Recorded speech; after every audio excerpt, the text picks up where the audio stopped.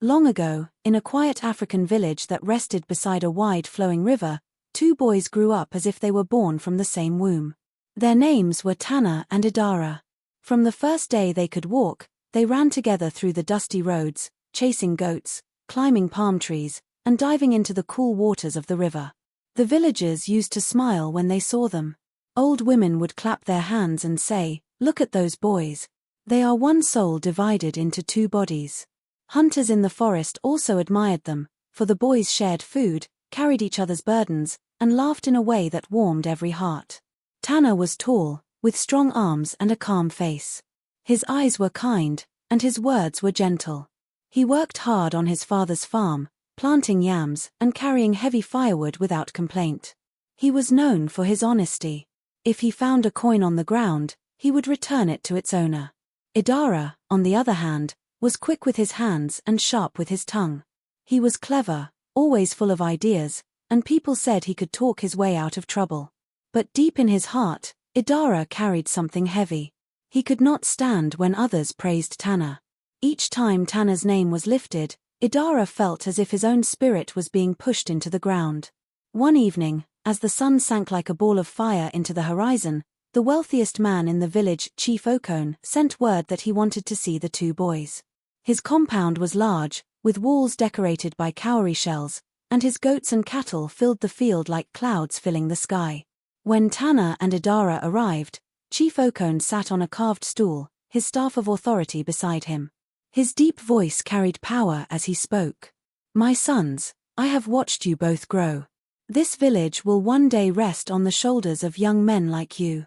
Tana, your strength and honesty are a blessing. Idara, your cleverness and quick mind are needed too. You must walk in unity, for together you can build a future." The words were meant to bring joy, but they planted different seeds in the two hearts. Tana bowed his head humbly and said, "Thank you, Chief. I will serve my people with truth." But Idara clenched his fists silently. His heart beat hard with hidden fire. All he heard was that Tana's name was praised first, that Tana's honesty shone brighter than his own cleverness. That night, Idara sat alone under the mango tree, staring at the stars. His thoughts were heavy. He whispered to himself, "Why must Tana always shine? Am I not good enough? If the chief trusts him more, then all wealth and honor will pass to him, and I will remain a shadow." From that moment, jealousy crept into Idara's heart like a snake sliding into a basket. At first it was small, but each day it grew fatter, whispering in his ears, poisoning his mind against his childhood friend. Meanwhile, Tana noticed nothing. He still laughed with Idara, still shared roasted fish with him by the river, and still trusted him with secrets. Tana believed their bond was unbreakable. He never imagined that the same friend who once protected him in childhood fights was now hiding envy in his chest. The villagers continued with their daily lives, farmers in the fields, women pounding yam, children chasing chickens in the dust. No one saw the storm that was slowly rising. No one guessed that Idara's jealousy would soon open a door to dark magic, and that Chief Okon, the wealthiest man of the village, would vanish in a way that would shake every soul. For now, everything seemed peaceful. But the river was already waiting. Its waters carried secrets, and within it, something was stirring, a strange bottle, sealed tightly, drifting slowly toward the village. The wide river flowed day and night, carrying fish, leaves, and secrets from faraway lands. It was the pride of the village. Women fetched water in clay pots, children splashed near the banks, and men cast their nets in the early morning mist. One bright morning, Tana walked to the river with his basket, hoping to catch fish for his mother's soup. The air smelled fresh, and the water sparkled like glass under the rising sun. He hummed a song, his bare feet sinking into the wet sand. But as he looked across the water, something strange caught his eye. At first, he thought it was just a calabash floating. But when the sunlight touched it, he saw glass shining. The object swirled in the current as if the river itself was guarding it. Tana waded closer, the cold water reaching his knees. With a careful hand, he lifted it out. It was a bottle, sealed tight with black wax around its mouth. Tana held it up, puzzled. Then his heart almost stopped. Inside the bottle was a man, tiny, no taller than Tana's finger. The man pounded against the glass, his mouth opening and closing in silent cries. His clothes were rich, like those of a chief. His eyes were wide with fear. Tana stumbled backward, nearly dropping the bottle. He whispered, "By the spirits of the river, what is this?" Then, faintly, a voice filled the air. It was weak, like the rustle of dry leaves, but clear. "Help me. I am Chief Okon. A wicked hand has trapped me here. Free me, or this village will suffer." Tana froze, his whole body trembling. The chief. The same Chief Okon who had vanished days ago, whose compound had grown silent like a grave. It was impossible, and yet the tiny figure inside the bottle carried the same face, the same proud eyes, though now filled with terror. He wanted to run and shout to the villagers, but fear held his tongue. Who could have the power to bind the wealthiest man in a bottle and cast him into the river? This was no ordinary trick. This was the work of dark spirits. Tana sat on a stone, holding the bottle close, his mind racing. He remembered Idara, his childhood friend whose laughter had grown cold, whose eyes carried fire whenever Tana was praised.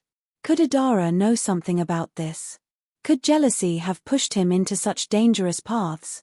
The tiny man inside pounded again, desperate. "Hurry, boy. The darkness grows stronger. Free me, before it consumes everything." But Tana shook his head slowly. The bottle was sealed with strange black wax, thick as tar. He pulled at it with his nails, but it did not move. It was as if the bottle wanted to stay closed. As he struggled, the river around him began to swirl. The water bubbled, and a cold wind blew, though the sun was hot. He felt eyes watching him from beneath the waves. With a gasp, he hid the bottle inside his basket and hurried home. That evening, as the moon climbed into the sky, Tana could not sleep. He kept the bottle hidden under his mat, but he could hear faint whispers seeping out. The voice of Chief Okon called again and again, begging for freedom. Tana's heart was torn.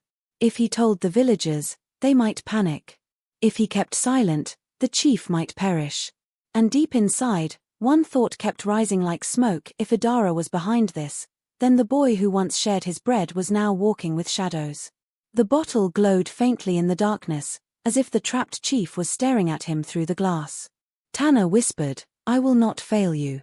Tomorrow, I will seek the truth. Whoever did this will be revealed." But he did not know that Idara already knew. From the shadows of the night, Idara's eyes watched his every step, and his heart grew colder. The night was heavy with silence. Only the crickets sang in the tall grass, and the moon shone like a silver drum in the sky. Tana sat awake, staring at the glowing bottle under his mat.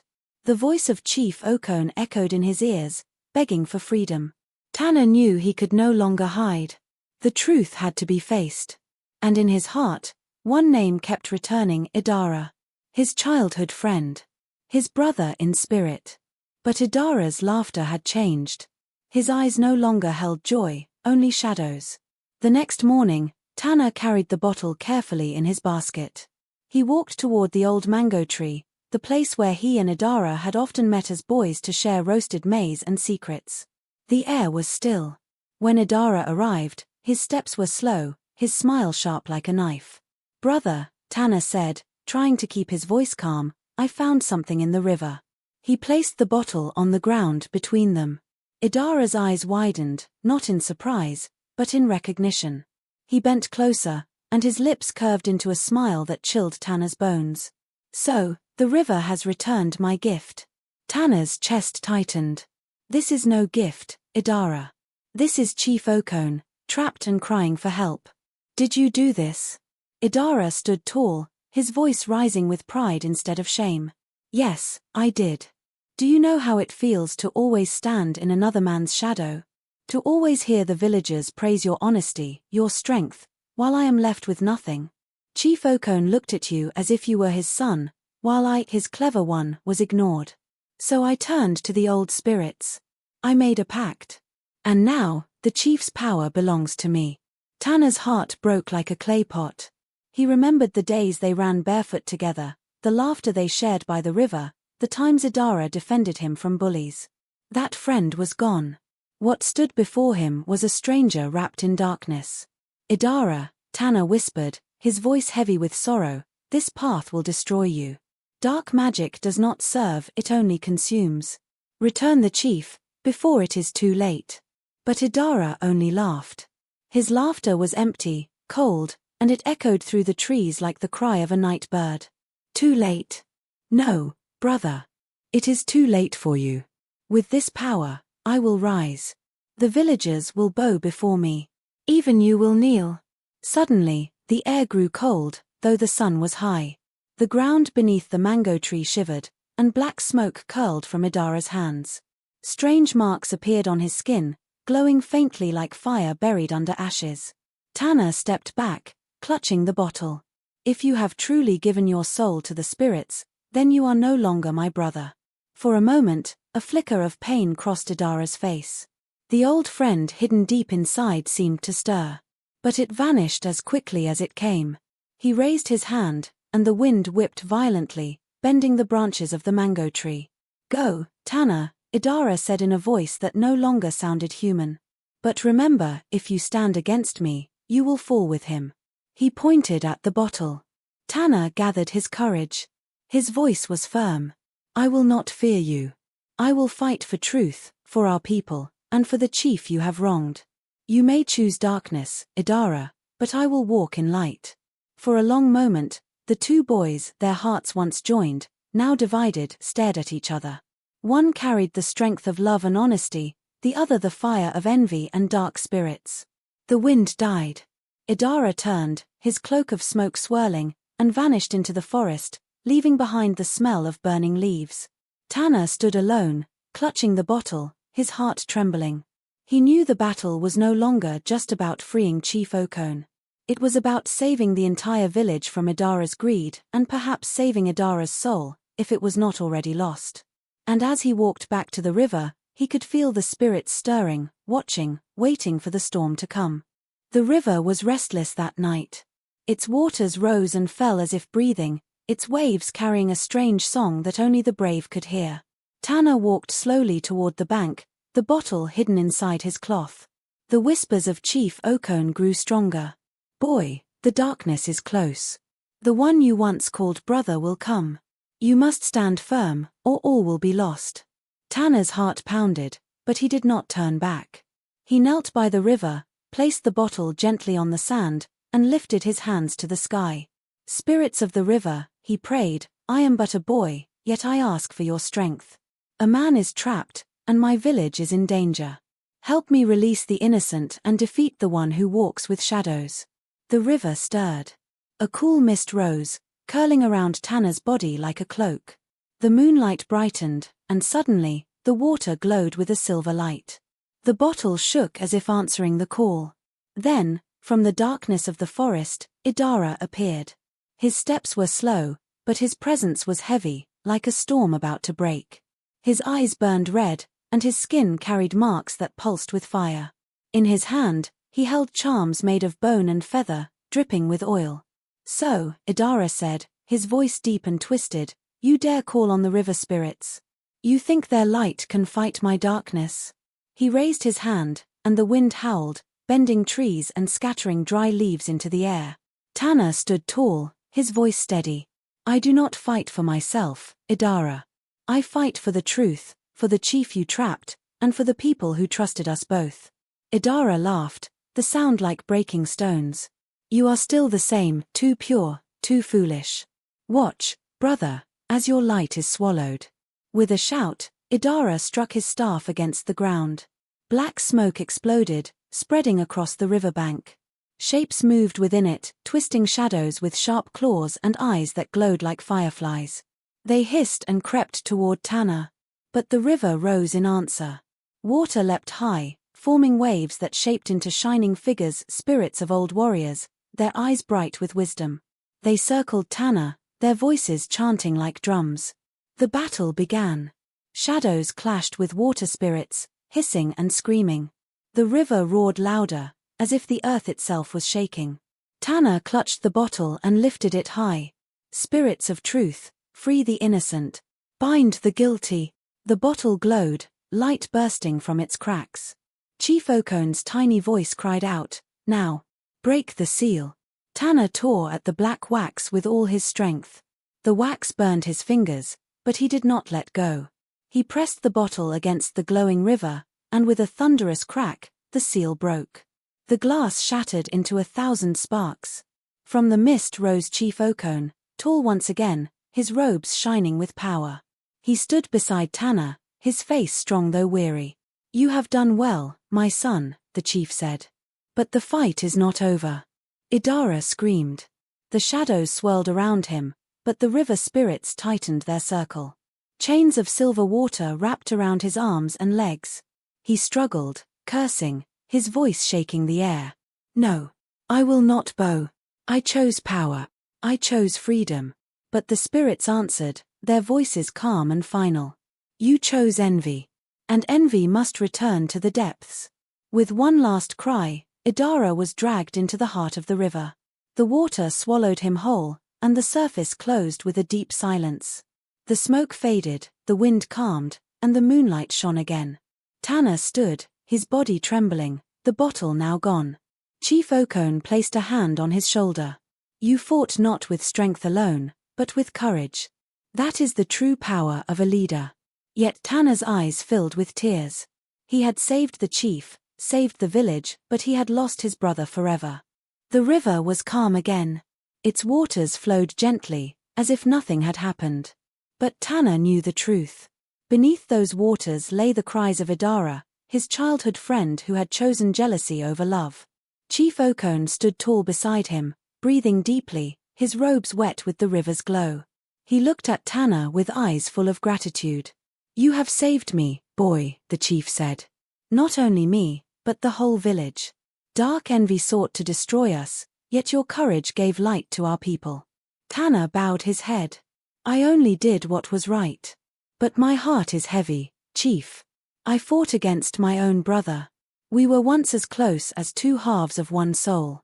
Now he is gone, swallowed by the same river we played in as children." The chief sighed deeply.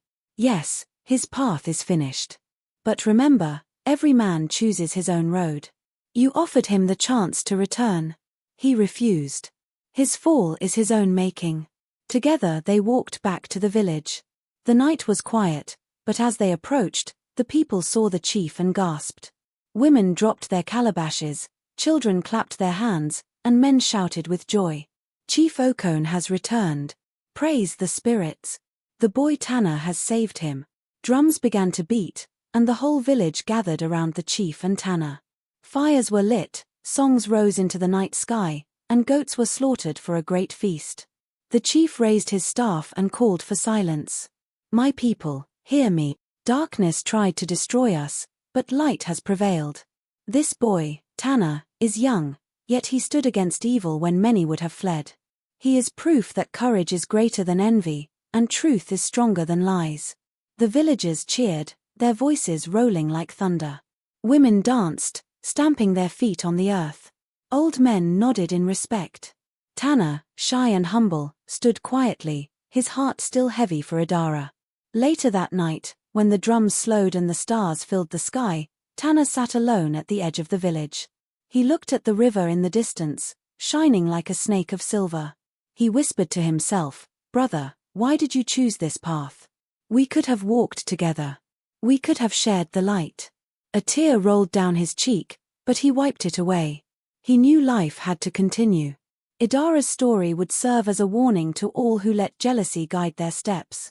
From that day, the story of Tana and Idara was told around fires, under moonlight, and in market squares. Mothers told their children, "Envy is like a poison.